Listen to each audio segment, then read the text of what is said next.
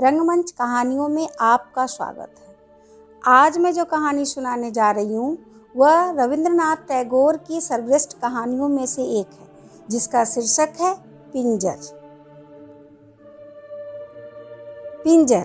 जब मैं पढ़ाई की पुस्तकें समाप्त कर चुका तो मेरे पिता ने मुझे वैद्यक सिखानी चाहिए और इस काम के लिए एक जगत के अनुभवी गुरु को नियुक्त कर दिया। मेरा नवीन गुरु केवल देशी वैद्यक में ही चतुर न था, बल्कि डॉक्टरी भी जानता था। उसने मनुष्य के शरीर की बनावट समझाने के आशय से मेरे लिए एक मनुष्य का ढांचा अर्थात हड्डियों का पिंजर मंगवा दिया था, जो उस कमरे में रखा गया जहां मैं पढ़ता था। साधारण व्यक्ति जानते हैं कि मुर्दा विशेषतः हड्डियों के पिंजर से कम आयु वाले बच्चों को जब वे अकेले हों कितना अधिक भय लगता है। स्वभावतः मुझको भी डर लगता था और आरंभ में मैं कभी उसी कमरे में अकेला न जाता था। यदि कभी किसी आवश्यकतावश जाना भी पड़ता तो उसकी ओर आंख उठाकर न देखता था। एक और विद्यार्थी भी मेरा सहपाठी था जो बहुत निर्भय था। वह कभी उस पिंजर से भयभीत न होता था और कहा करता था कि इस पिंजर की सामर्थ्य क्या है जिससे किसी जीवित व्यक्ति को हानि पहुंच सके। अभी हड्डियां हैं, कुछ दिनों पश्चात मिट्टी हो जाएगी। किंतु मैं इस विषय में उससे भी अधिक सहमत न हुआ और सर्वदा यही कहता रहा कि यह मैंने माना कि आत्मा इन हड्डियों से विलग हो गई है। तब भी जब वह यह विद्वान है, वह समय असमय पर आकर अपने पुराने मकान को देख जाया करती है। मेरा यह विचार प्रकट में अनोखा या असंभव प्रतीत होता था और कभी किसी ने यह नहीं देखा होगा कि आत्मा फिर अपनी हड्डियों में वापस आई हो।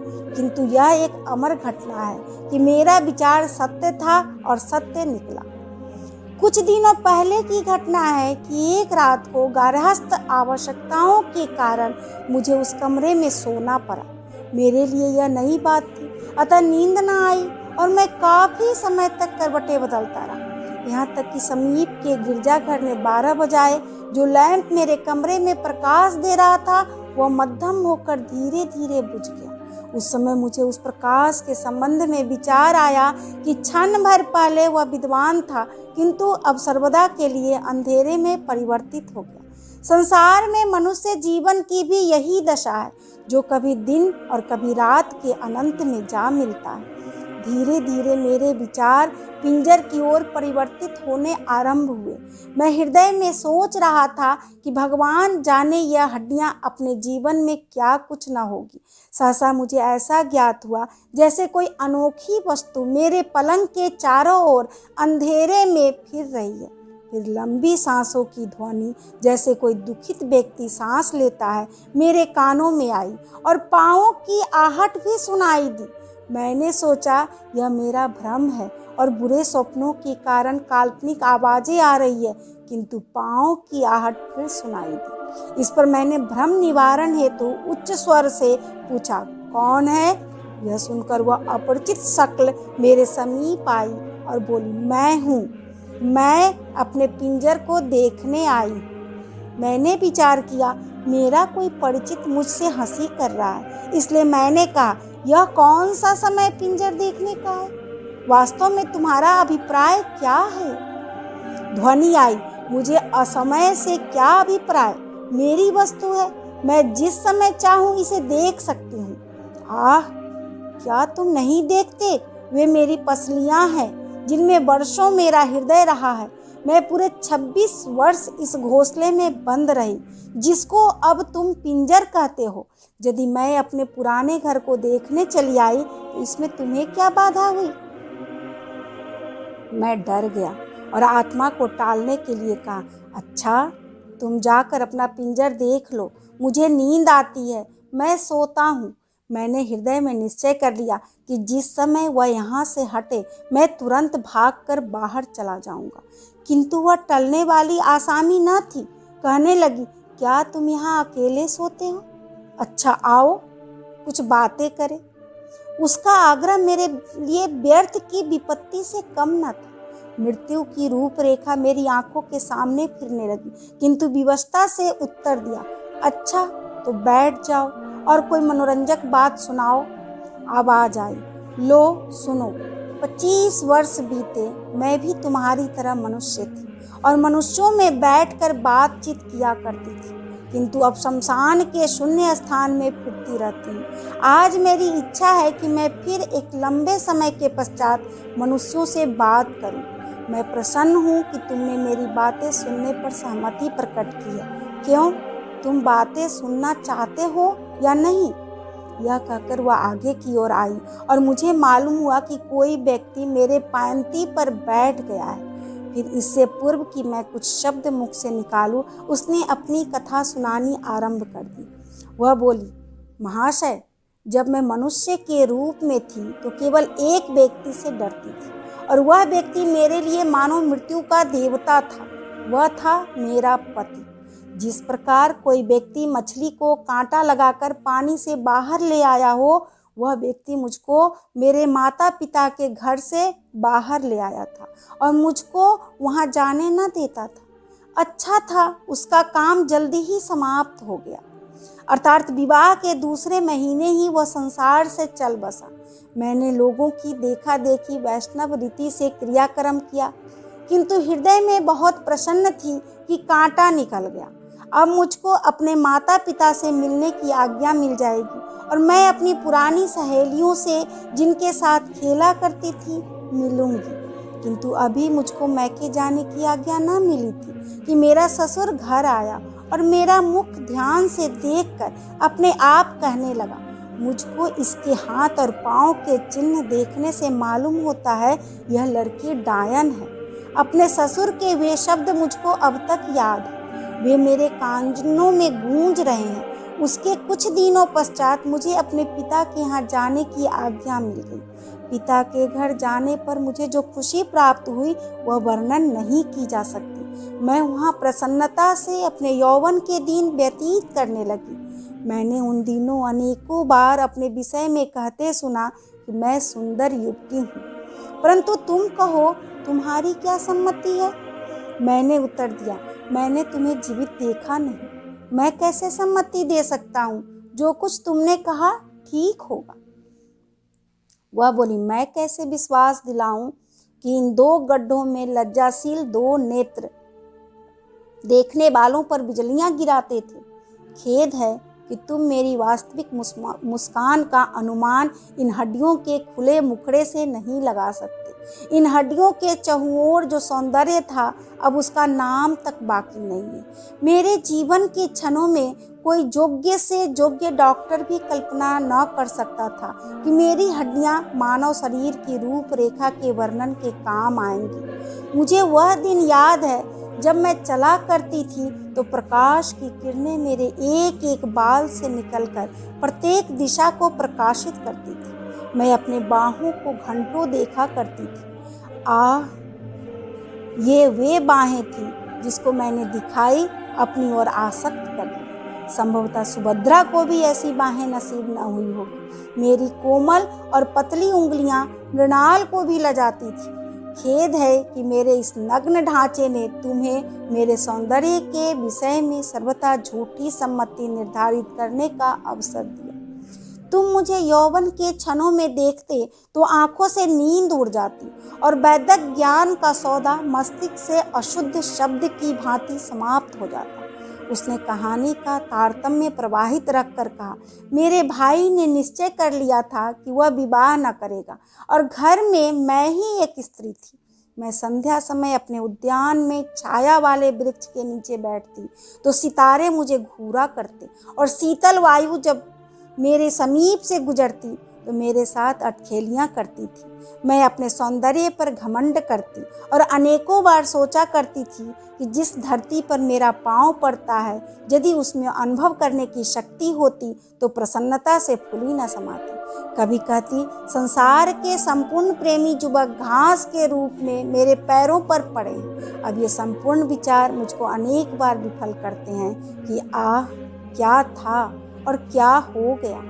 मेरे भाई का एक मित्र सतीश कुमार था, जिसने मेडिकल कॉलेज में डॉक्टरी का प्रमाण पत्र प्राप्त किया था। वह हमारा भी घरेलू डॉक्टर था।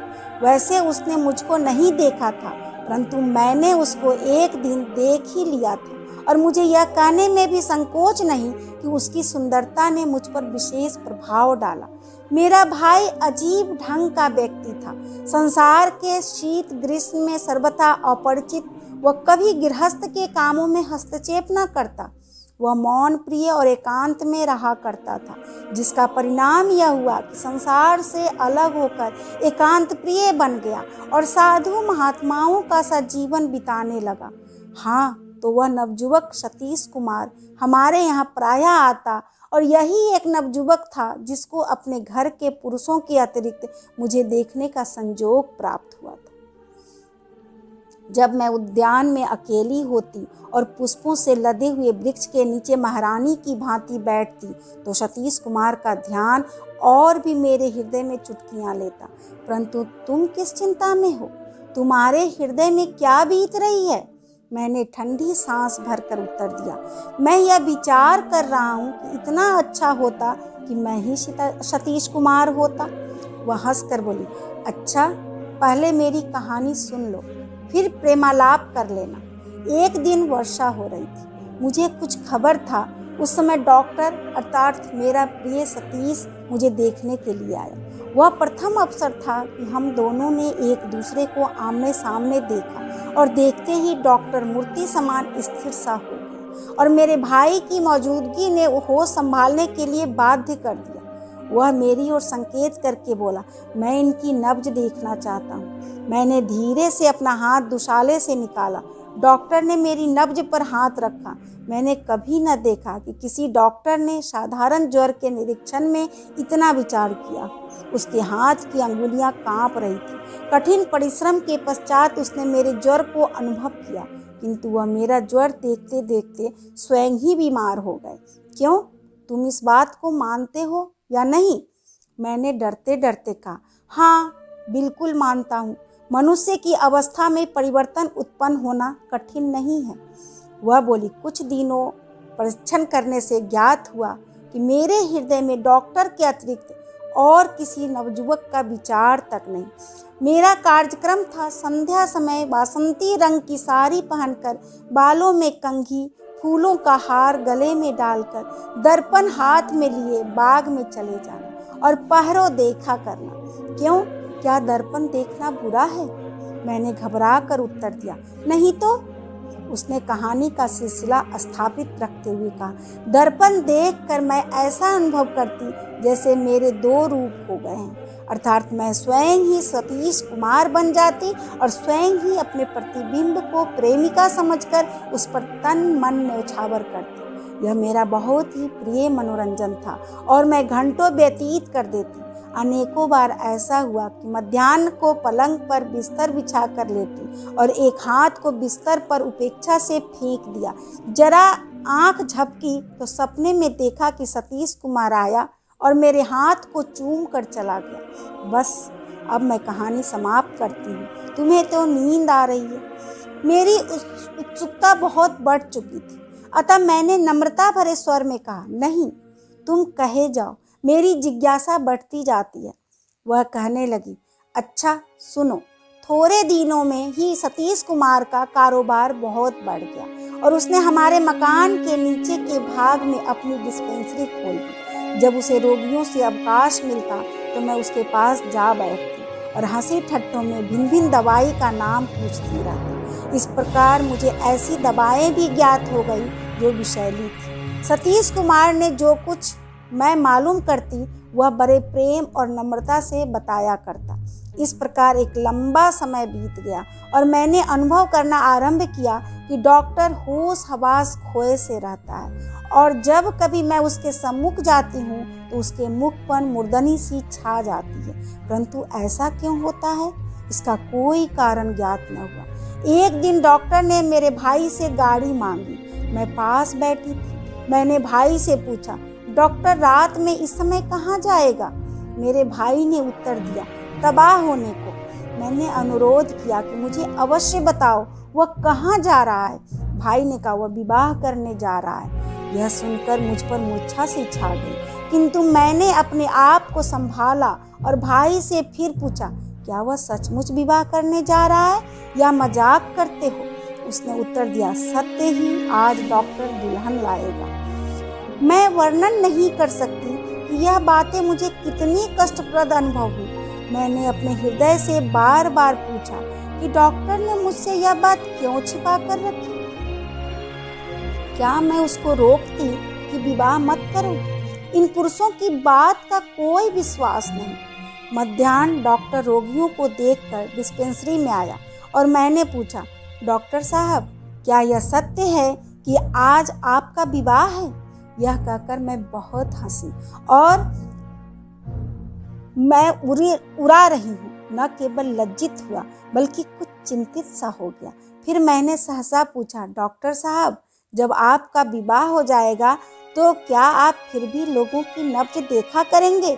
आप तो डॉक्टर हैं और धन्य डॉक्टरों की अपेक्षा प्रसिद्ध भी हैं कि आप शरीर के संपूर्ण अंगों की दशा भी जानते हैं। किंतु खेद है कि आप डॉक्टर होकर किसी के हृदय का पता नहीं लगा सकते कि वह किस दशा में है। वस्तुतः हृदय भी शरीर का भाग है। मेरे शब्द डॉक्टर के हृदय में तीर की भांति लगे, परंतु वह मौन रहा। लगन का मुहूर्त बहुत रात गए निश्चित हुआ और बारात देर से जानी थी। अतः डॉक्टर और मेरा भाई प्रतिदिन की भांति शराब पीने बैठ गए। इस मनोविनोद में उनको बहुत देर हो गई। 11 बजने को थे कि मैं उनके पास गई और कहा, डॉक्टर साहब, 11 बजने वाले हैं, आपको विवाह के लिए तैयार होना चाहिए। वह किसी सीमा तक चेतन हो गया था। बोला, अभी जाता हूँ। फिर वह मेरे भाई के साथ बातों में तल्लीन हो गया और मैंने अवसर पाकर विष की पुड़ियाँ जो मैंने दोपहर को डॉक्टर की अनुपस्थिति में उसकी अलमारी से निकाली थी, शराब के गिलास में जो डॉक्टर के सामने रखा हुआ था, डाल दी। कुछ क्षणों के पश्चात डॉक्टर ने अपना गिलास खाली किया और दूल्हा बनने को चला गया। मेरा भाई भी उसके साथ चला गया। मैं अपने 2 मंजिले कमरे में गई और अपना नया बनारसी दुपट्टा ओढ़ा, मांग में सिंदूर भरी, पूरी सुहागिन बनकर उद्यान में निकली, जहाँ प्रतिदिन संध्या समय बैठा करती थी। उस समय चांदनी छिटकी हुई थी, वायु में कुछ सिहरन उत्पन्न हो गई थी और चमेली की सुगंध ने उद्यान को महका दिया था। मैंने पुड़िया की शेष दवा निकाली और मुंह में डालकर 1 चुल्लू पानी पी लिया। थोड़ी देर में मेरे सिर में चक्कर आने लगे, आंखों में धुंधलापन छा गया, चांद का प्रकाश मध्यम होने लगा और पृथ्वी तथा आकाश, बेल बूटे, अब मेरा घर जहाँ मैंने आयु बिताई थी, धीरे धीरे लुप्त होते हुए ज्ञात हुए और मैं मीठी नींद में सो गई। 1.5 साल के पश्चात सुख स्वप्न से चौंकी तो मैंने क्या देखा कि 3 विद्यार्थी मेरी हड्डियों से डॉक्टरी शिक्षा प्राप्त कर रहे हैं और एक अध्यापक मेरी छाती की ओर बेंत से संकेत करके लड़कों को भिन्न भिन्न हड्डियों के नाम बता रहा है और कहता है, यहाँ हृदय रहता है जो विवाह और दुख के समय धड़का करता है और यह वह स्थान है जहाँ उठती जवानी के समय फूल निकलते हैं। अच्छा, अब मेरी कहानी समाप्त होती है, मैं विदा होती हूँ, तुम सो जाओ। अभी आप सुन रहे थे रविंद्रनाथ टैगोर की सर्वश्रेष्ठ कहानी पिंजर। यदि आपको ये कहानी अच्छी लगे तो मेरे चैनल को लाइक करें, सब्सक्राइब करें तथा अपने साहित्य प्रेमी दोस्तों के साथ अवश्य शेयर करें। धन्यवाद।